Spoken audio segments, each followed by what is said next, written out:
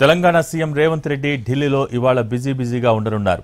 ప్రధాని మోడీతో ఇవాళ CM Revanth, deputy CM Bhatti Vikramarka సమావేశమయ్యే అవకాశం ఉంది. ప్రధాని మోడీ, కేంద్ర హోంమంత్రి అమిత్ షా అపాయింట్మెంట్ కోరారు సీఎం రేవంత్. పలువురు కేంద్ర మంత్రుల్ని కూడా కలిసే అవకాశం ఉంది.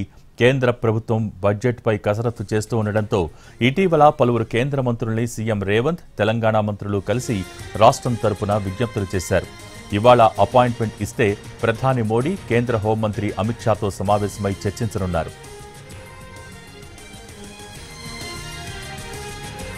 మరోవైపు తెలంగాణ పీసీసీ చీఫ్ ఎంపిక, కేబినెట్ విస్తరణపై కాంగ్రెస్ హైకమాండ్ చేస్తున్న కసరత్తు ఇంకా ఓ కొలిక్కి రాలేదు. నిన్ననే ఢిల్లీ చేరుకున్న సీఎం రేవంత్ రెడ్డి, కాంగ్రెస్ చీఫ్ ఖర్గే, అగ్రనేత రాహుల్ గాంధీ, కాంగ్రెస్ ప్రధాన కార్యదర్శి కేసీ వేణుగోపాల్, రాష్ట్ర వ్యవహారాల ఇన్ఛార్జ్ దీపా దాస్మున్షితో చర్చలు జరిపారు. పీసీసీ చీఫ్ ఎంపిక, కేబినెట్ విస్తరణపై కాంగ్రెస్ హైకమాండ్ నేతలు విస్తృతంగా చర్చించారు. ఆ సమయంలో పీసీసీ చీఫ్ రేసులో ఉన్న మధు యాష్కి, మహేష్ కుమార్ గౌడ్, బలరాం నాయక్ ఢిల్లీలోనే ఉన్నారు. మరోవైపు పలువురు నేతల అభిప్రాయాలను అడిగి తెలుసుకుంటున్నారు. అయితే పీసీసీ చీఫ్ ఎంపికకు మరికొంత సమయం పట్టే అవకాశం ఉంది. ఏఐసీసీ చీఫ్ ఖర్గే బెంగళూరు వెళ్లిపోయారు. మరోవైపు కేసీ వేణుగోపాల్ కేరళ వెళ్లారు. దీంతో పీసీసీకి కొత్త బాస్ ఎవరనే ఉత్కంఠ వీడేందుకు మరికొన్ని రోజులు పట్టే అవకాశం ఉంది.